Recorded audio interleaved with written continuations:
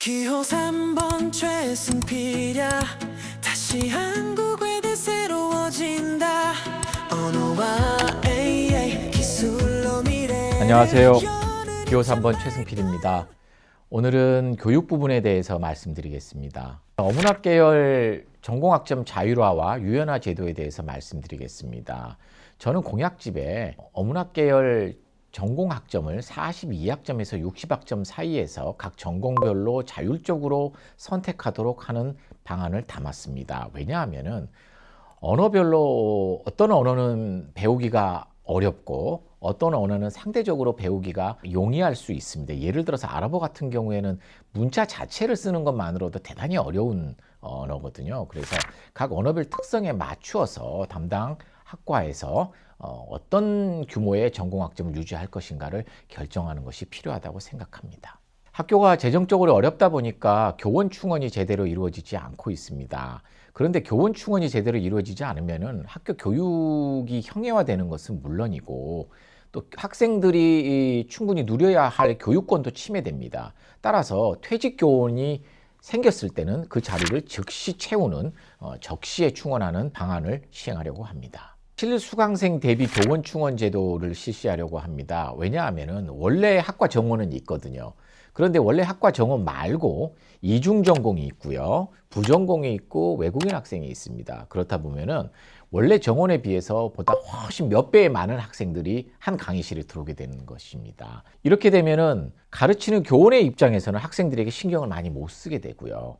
또 수업을 듣는 학생들의 입장에서도 교육권이 침해되는 문제가 생깁니다.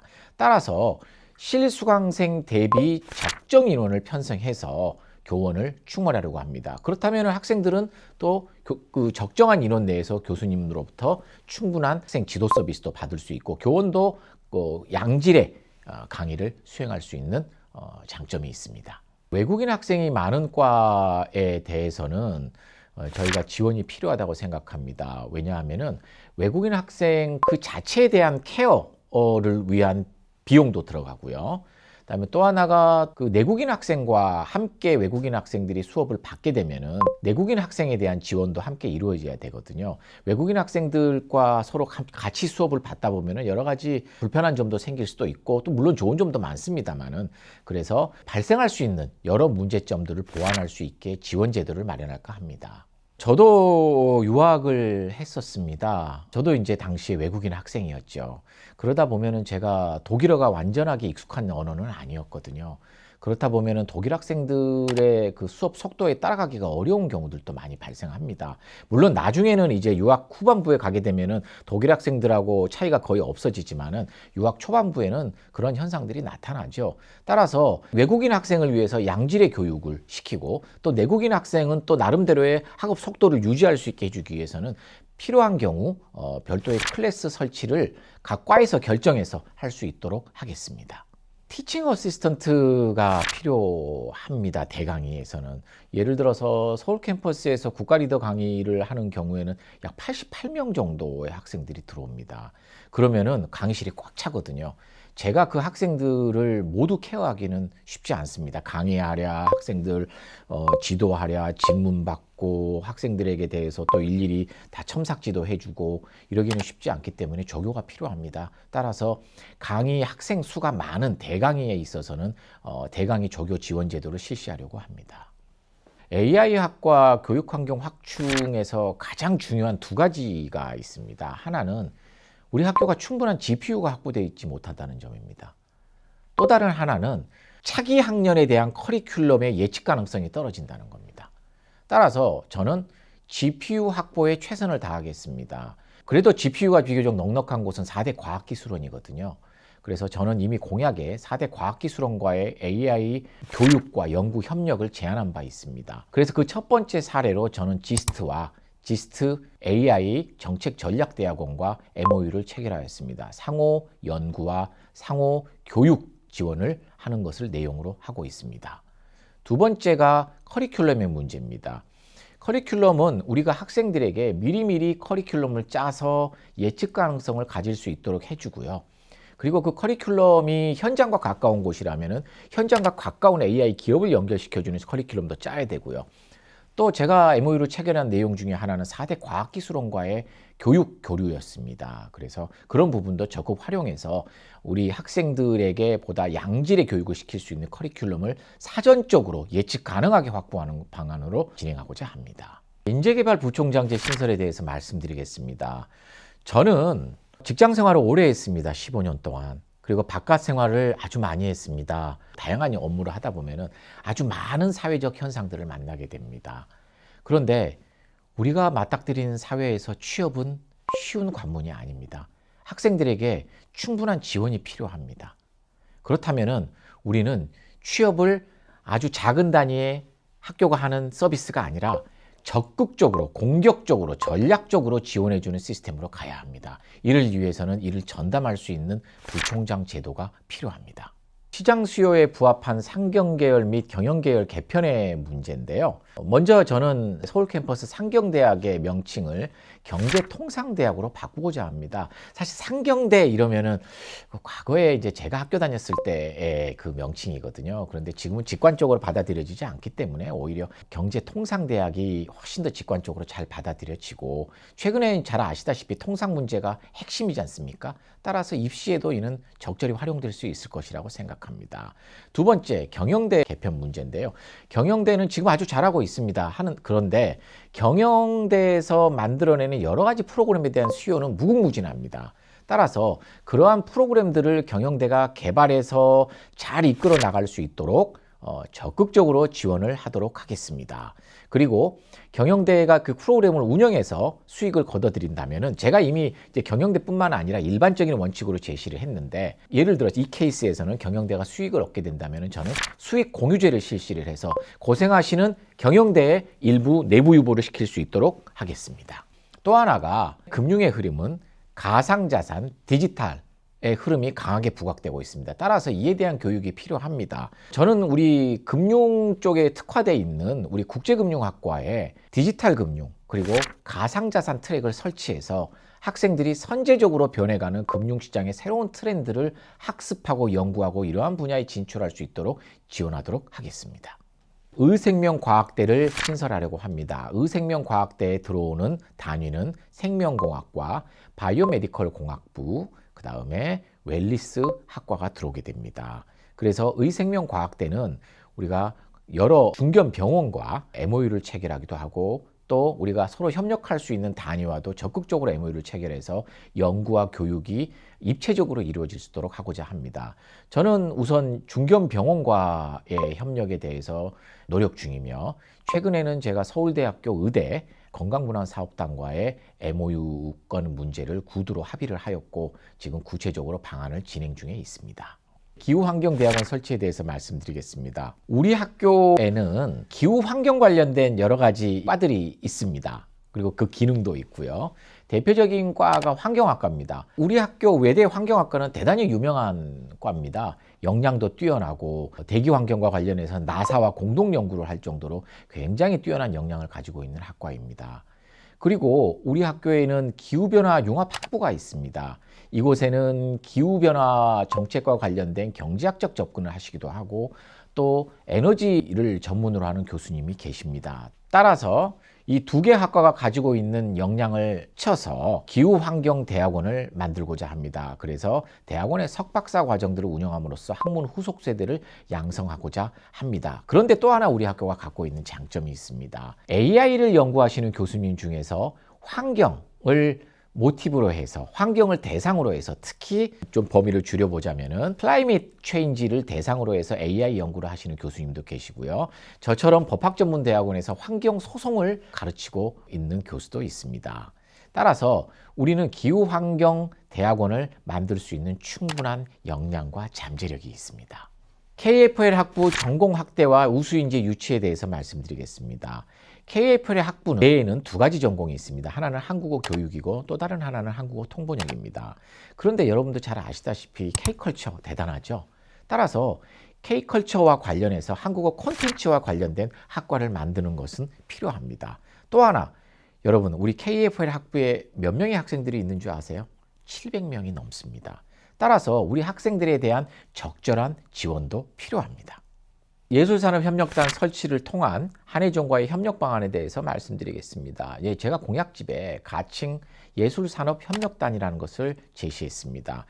우리 외대가 가지고 있는 그 문학적 컨텐츠, 그리고 한예종이 가지고 있는 예술적 컨텐츠를 서로 합치게 되면 굉장한 시너지를 발휘할 수 있습니다.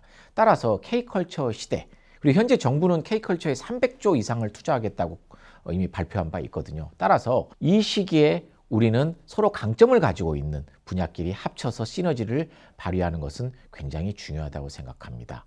따라서 한예종과의 적극적 협력을 추진하려고 합니다. 사범대 및 교육대학원에 대해서 말씀드리겠습니다. 사범대와 교육대학원이 가지는 중요한 기능 두 가지가 있습니다. 하나는 양성이고 하나는 재교육입니다. 그런데 양성과 재교육은 정부 정책에 따라서 다소간의 부침이 있습니다. 그러다 보니까 특히나 우리 교육대학원의 경우에는 새로운 진출 분야를 찾아야 됩니다. 여러분 순고 들어가 보셨습니까? 순고만 들어가도 개인 사업자부터 시작해서 작은 단위의 보습, 그 다음에 큰 단위의 학원을 하신 분들이 굉장히 많이 이제 필요한 사항들을 올리시죠. 사람을 찾기도 하고 스스로 수요자를 찾기도 하고. 그렇다면은 교육 경영에 대한 것들은 어떨까라고 생각해 봤습니다. 교육 경영에 대한 부분들은 우리가 새로 진출할 수 있는 새로운 분야고 앞으로도 교육 경영에 대한 수요는 점차 증가할 것으로 보입니다. 국가전략언어의 중국공립화 추진과 기업 계약학과형 모듈 추진에 대해서 말씀드리겠습니다. 첫 번째 국가전략언어의 중국공립화 추진의 경우에는요. 사실은 어떻게 보면 우리가 외대가 국가전략언어의 경우에는 국립대의 역할을 수행하고 있다고 할 수 있거든요. 그런데 지원은 별로 없습니다. 특수외국어 교육원에 대한 지원이 있다고는 합니다만 점점 줄어들고 있고 이것도 역시 또 다른 대학들과 또 나눠 갖는 것이지 않습니까? 앞으로는 특수외국어 교육원에 대한 지원은 지금보다는 많지 않을 것으로 예상이 됩니다. 정부 재정 상황과 움직임을 봤을 때 대학의 매칭 펀드를 요구할 것이고요. 따라서 우리는 새로운 준비를 시작해야 되는데 국가에게 적극적으로 저는 요구하겠습니다. 저는 오랜 시간 동안 입법, 행정 부문에서 많은 네트워크를 쌓아왔습니다. 따라서 이분들과도 많은 이야기를 나눈 바도 있습니다. 사실은 최근에 지방선거와 관련해서 지방자치단체 장으로 출마하려는 몇몇 후보들을 만나서 이야기를 나눈 적이 있는데 자신들의 지역구에 있는 외국인들에 대해서 교육을 시켜주거나 그분들에 대한 어떤 지원을 외대랑 MOU를 체결해서 할 수 있느냐라고 하고 그럴 경우에 지방자치단체 차원의 지원을 해주겠다라는 서로 이야기를 나눈 바가 있습니다. 다음번에 기업 계약학과형 모듈 추진입니다. 많은 분들은 이런 이야기를 합니다. 계약학과가 쉬울까요? 계약학과 어렵습니다. 쉽지 않습니다. 일단 계약학과는 정원 외지 않습니까? 기업 총수들을 만나보거나 기업 회장들을 저는 많이 알고 있어서 만난 적이 있습니다. 그래서 제가 물어봤습니다. 계약학과 하실래요? 그랬더니 아니 시장에서 똑똑한 애들 뽑으면 되지 우리가 굳이 계약학과를 왜 하느냐 라고 이야기를 합니다. 쉽지 않습니다. 그러면 우리는 어떻게 해야 되느냐? 계약학과는 아니지만은 계약학과에 준할 수 있는 준계약학과형 또는 계약학과의 일부 부분을 딴 모듈화형 이런 것들을 통해서는 보다 쉽게 기업과의 협업이 가능합니다. 국제지역대학원의 해외 공동학위 제도에 대해서 설명드리겠습니다. 국제지역대학원이 우리 학교에 굉장히 특화된 대학원입니다. 그런데 이제는 우리 국제지역대학원 2.0을 한번 해볼 필요가 있지 않을까라는 생각을 합니다. 보다 강한 경쟁력을 갖기 위한 것이죠. 그렇다면 해외 대학과 공동학위제를 실시하면 어떨까라고 생각을 했습니다. 그런데 마침 태국의 마히돌 대학교라고 있습니다. 굉장히 좋은 대학교입니다. 마히돌 대학교에서 외대랑 공동학위제를 시행하면 참 좋을 것 같다라는 이야기를 했고 굉장히 긍정적으로 적극적으로 지금 포지션을 갖고 있습니다. 따라서 시범 사업으로 몇 개의 해외의 좋은 대학들과 공동학위제도를 시행을 하고 그렇다면은 우리는 굉장히 또 다른 수요를 창출할 수 있는 것이죠. 그래서 그 부분에 대한 말씀을 드리고요. 그 다음번에 ODA 학과의 설치와 관련해서 최근에 캄보디아 사태와 관련해서 ODA 예산에 대한 전면적 재검토를 실시합니다. 정부에서. 그런데 그렇다고 해서 우리나라가 갖고 있는 국격의 수준에 비춰봤을 때 ODA 사업이 후퇴하거나 그렇지는 않을 겁니다. 물론 리모델링은 되겠죠. 따라서 이제 새로운 형태의 ODA들이 더 많이 만들어질 수도 있고요. 그랬을 때 우리가 다양한 언어를 하고 있는 우리 학교 그리고 다양한 지역학적 배경 그리고 최고의 지역학의 역량을 가지고 있는 외대가 새로운 ODA의 환경에서 역할을 할 수 있지 않을까 생각합니다. 그래서 ODA 학과를 과감하게 제안하였습니다. 기업 특화 전략 석자 교수제에 대해서 말씀드리겠습니다. 기업 특화 전략 석자 교수제는 아주 사소한 만남에서 시작이 되었습니다. 제 고등학교 동창이 있는데 그 친구가 큰 재벌 그룹의 계열사 사장으로 퇴직을 하였습니다. 근데 이제 그 친구가 저희 학교에 밥을 먹으러 왔는데 제가 물었습니다. 너네 요즘 뭐하고 지내니? 놀아. 너 혹시 학생들 가르쳐보고 싶은 생각은 있니? 라고 물어봤는데 좋답니다. 그래서 제가 그런 이야기를 했습니다. 너네 회사에서 너한테 주는 3년치 급여를 우리 학교에 주고 우리 학교는 그걸로 너한테 급여를 줄게. 그리고 4대 보험을 우리가 학교에서 추가적으로 해결해주고 교수 연구실을 줄게. 그러면 학교에서 3년간 강의하는 건 어떠니? 라고 물어봤을 때 너무 좋아하더라고요. 그래서 거기에 모티브를 받아서 몇 개의 기업들에게 물어봤습니다. 그러한 유사한 제도를 갖고 있는 기업들에게 매우 긍정적 결과를 받았습니다. 그런데 생각해 보세요, 여러분. 저는 직장 생활을 오래 했습니다. 여러분, 직장 생활에서 사원에서 출발해서 계열사 사장까지 올라갔다는 것은요. 산전, 수전, 공중전, 우주전까지 다 겪은 겁니다. 굉장한 깊은 전문 지식과 굉장히 넓은 네트워크와 굉장히 깊은 내공들이 있습니다. 이를 우리가 활용한다면 어떨까요? 학생들에게는 현장을 가르칠 수 있습니다. 교수님들과는 협업을 할 수 있습니다. 그리고 취업에도 큰 영향을 줄 수 있습니다. 어떠신가요? 기업 특화 전략 석자 교수제였습니다. 절대평가제 확대 실시와 학점 지우개 제도에 대해서 말씀드리겠습니다. 먼저 절대평가제 확대에 대해서 말씀드리겠습니다. 우리와 경쟁하고 있는 대학들을 보면은 이 절대평가 비중이 우리보다 훨씬 높습니다. 그러다 보니까 그 졸업생들은 훨씬 우리 학생들보다 좋은 성적으로 취업시장에 문을 두드리게 됩니다. 그런데 우리 학생들은 상대적으로 불리하겠죠. 그러한 점에서 우리는 절대평가제 실시를 전향적으로 검토할 필요가 있습니다. 또 하나가 모든 과목이 학생들에게 경쟁적으로 학점을 따라고 할 필요가 없습니다. 교육의 목적이 무엇인가를 따져봐야 됩니다.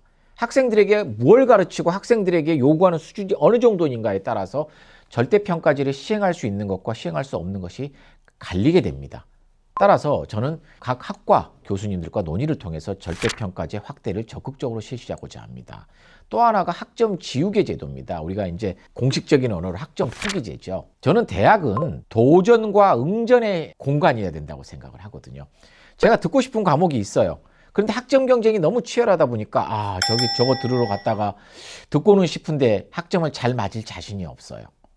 그러면 안 듣게 되겠죠. 이게 대학인가요? 아니에요. 대학은 들을 수 있게 해줘야 돼요. 그래서 학생들이 듣고 싶은데 위험할 수 있어 라고 생각하지만은 과감하게 들을 수 있도록 기회를 주는 것이 저는 학점 포기제라고 생각합니다. 그래서 학점 지우개 제도를 도입하고자 합니다. 공공인재개발원 인프라 개선에 대해서 말씀드리겠습니다. 공공인재개발원은 참 저하고도 가까운 기관입니다. 저는 국가공무원 여러 가지 시험을 출제하고 있습니다. 그래서 공공인재개발원에 대해서는 잘 알고 있고 공공인재개발원이 꼭 필요함을 잘 알고 있습니다. 그런데 이제 공공인재개발원이 우리가 공간이 부족하다 보니까 모두 다 포섭할 수가 없습니다. 그리고 어떤 것들은 공공인재개발원에 굳이 도서관 5층에 있지 않고 각 과가 소속돼 있는 건물에 두는 것이 보다 효율적일 수가 있습니다. 그렇다고 공공인재개발원을 벗어나는 건 아닙니다.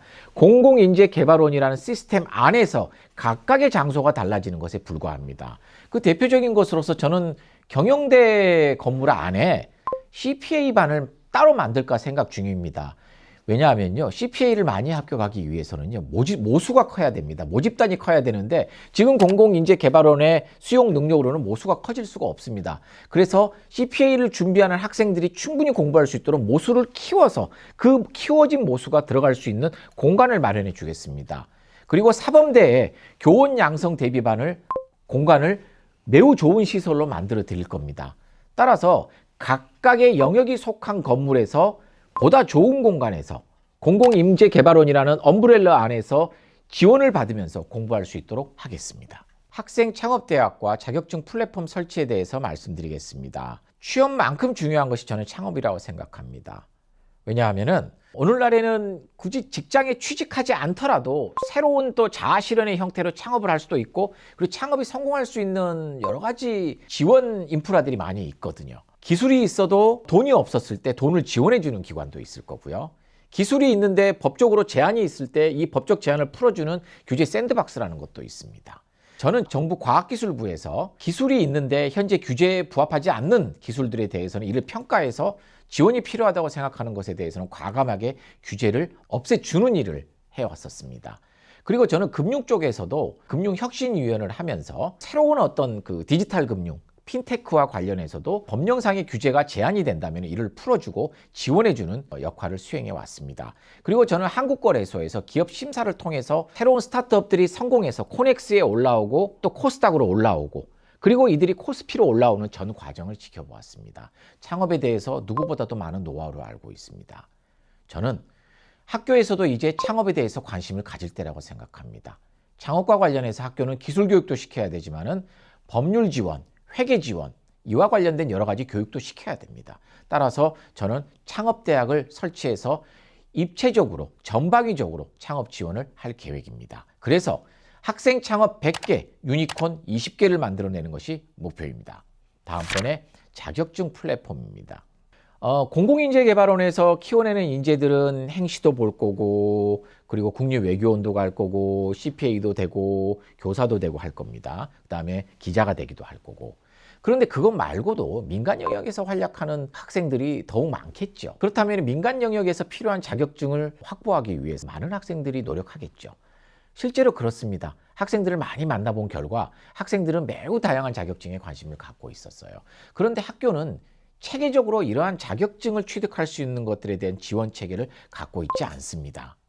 그래서 저는 자격증 플랫폼을 설치를 해서 자격증을 취득하기 위한 여러 가지 요건에 대해서 전체적으로 모여서 설명회도 하고 또 기존에 합격했던 합격자를 불러다가 상담도 해주고 교재도 사주고 그다음에 인터넷 강의도 확보해서 틀어주고 이러한 역할들을 수행하고자 합니다. 굉장히 많은 자격증이 있습니다. 공공인재개발원도 중요하지만은 이 각자가 또 취득해야 되는 자격증에 대한 부분도 학교가 결코 게을리할 수 없습니다. 그래서 저는 자격증 플랫폼을 통해서 학생들의 미래를 튼튼하게 대비하게 하겠습니다.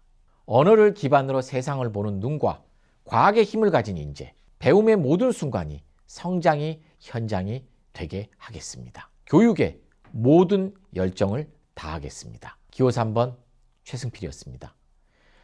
제가 오늘 모든 것을 다 설명드리지 못했습니다. 시간 제약상. 보다 자세한 사항은 제 공약집을 살펴보시고 또 궁금한 사항이 있으시면 제 인스타그램이나 제 유튜브에 댓글을 남겨두시면 제가 단 한 분도 놓치지 않고 다 하나의 댓글도 놓치지 않고 말씀 올리도록 하겠습니다. 감사합니다. 최승필